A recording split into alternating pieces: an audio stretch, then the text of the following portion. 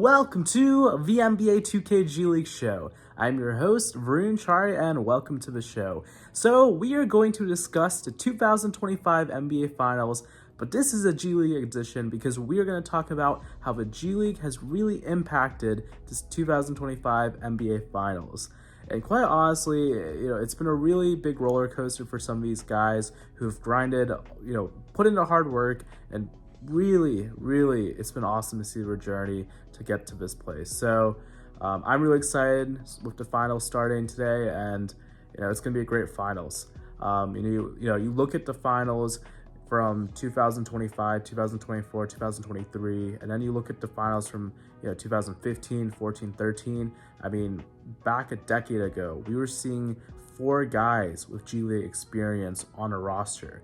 Now we're seeing about 8 to 10 guys with G League experience on an NBA roster. And I think that's one of the most exciting things with this finals. And it's not only just the players, we're seeing coaches now. I mean, last year we saw Joe Mazzulla, who was an assistant coach with the Maine Red Claws. But this year we also saw Mark Daigneault, who was the head coach for the OKC Blue and eventually became the head coach for the Thunder.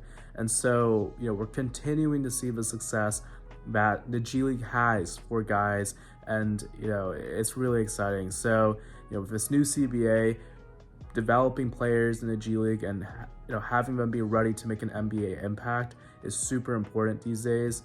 And so I'm just excited to really break it down in this video. So let's get started. Another really cool story too is we see like Lou Dort, who also was coach under Mark, and he has a really cool story being part of that OKC roster who made the playoffs, being part of that, I think it was the bubble tournament. And so to see that he's really grown to becoming a starter with OKC has been a really cool aspect as well. And of course, speaking of Coach Mark, we also need to look at Alex Caruso, who has played with Coach Daigneault, which it's been an awesome story. Caruso's first year as a pro was in the G League with the OKC Blue, and so to see them reunite last summer was pretty cool as a fan. Also see guys like, for example, Aaron Wiggins, who also came through the G League system, when he was drafted by the Thunder in the second round.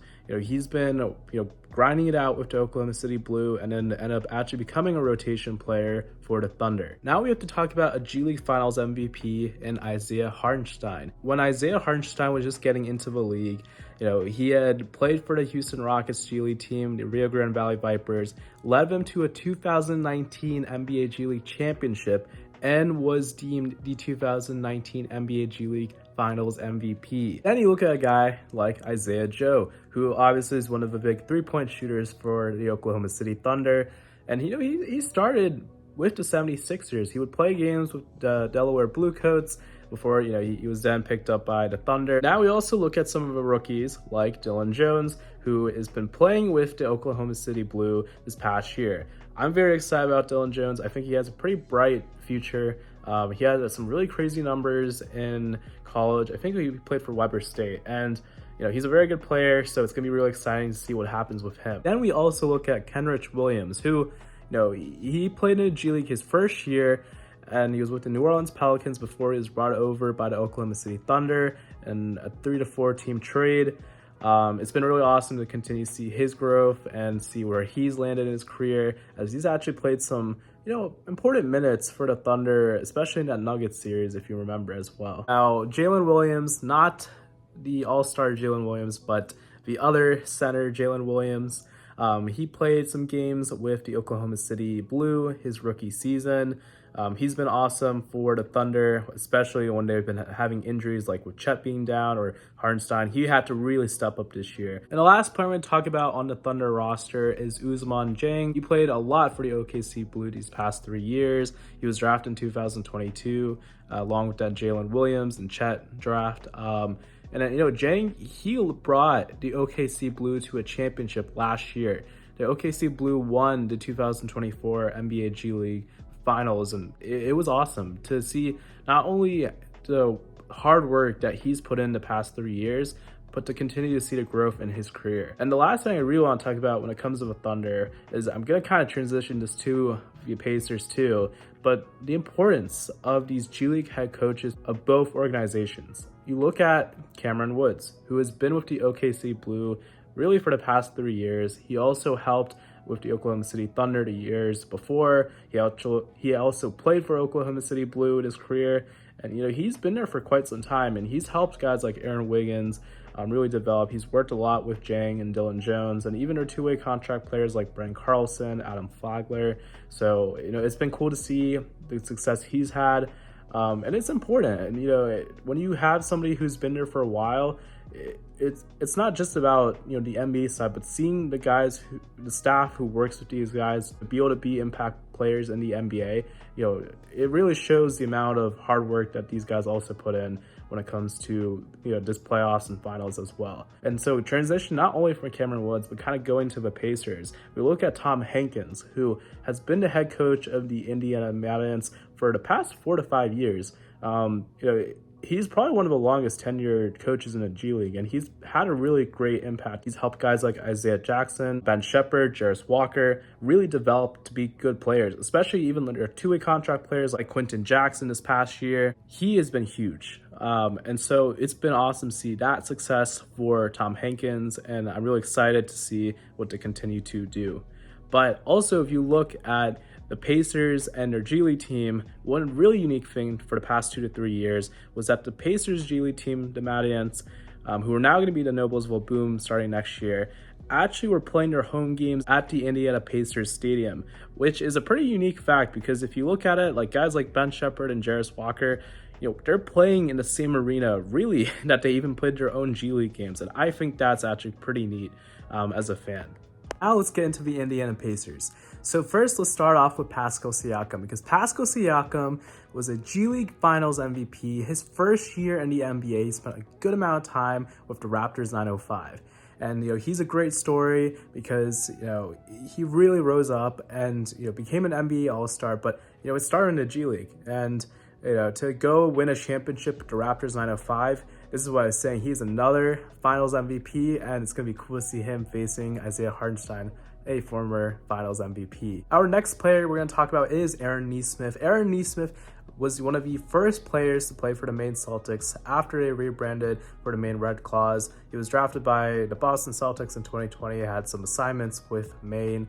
But, to be able to see his journey ever since he was in the finals with Boston 2022, it's going to be his first time back again since those 2022 NBA Finals. And now we go on to James Johnson, who has really been a big vet with this Indiana Pacers team. I mean, he's been around the organization for quite some time. I think one thing you really do see is that, as a vet, after we saw Jarris Walker get hurt, he's carrying, along with another staff member, Jarris Walker back to the locker room, and that's just something a vet does. And it's cool to see James Johnson. He's been around the league for a while, but he started his career, he played with the Iowa Energy. He also played with the Rio Grande Valley Vipers in the early part of his career, so very cool to see him finally get this far, and really excited for him. If you remember Thomas Bryant, he played for the Miami Heat this past year before he was traded to the Indiana Pacers. He played his college ball with the Indiana Hoosiers, played for the Nuggets, has won a championship with Denver in 2023.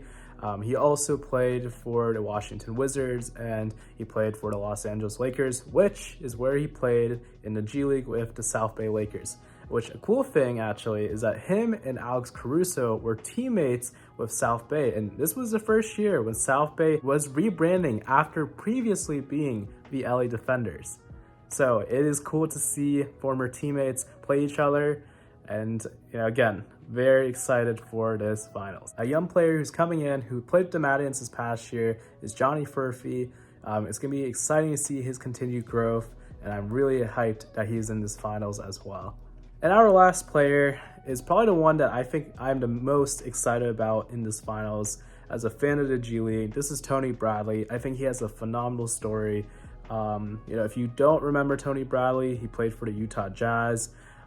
He also played for the Chicago Bulls and actually did play for the Oklahoma City Thunder, I think 4 to 5 years ago. He actually has played with Shai Gilgeous-Alexander and Lou Dort, and I think that's a really cool story too.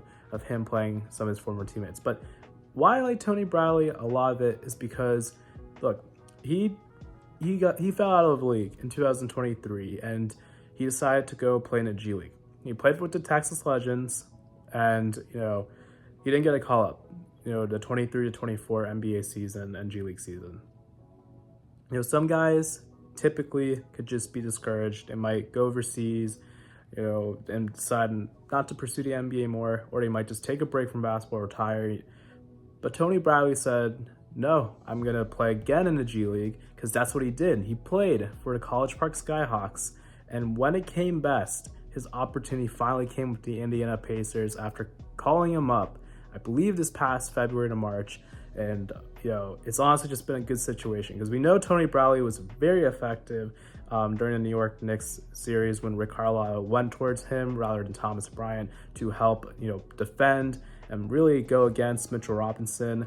So really happy for Tony Bradley. It's awesome to continue to see that if you keep trying, you might get your opportunity, and really great for Tony Bradley. That is it. I just wanted to do a quick video, talk about both teams, the G League players who have made it as NBA players in this finals. I'm so happy as a fan. I'm so excited. And, at the end of the day, this is basketball.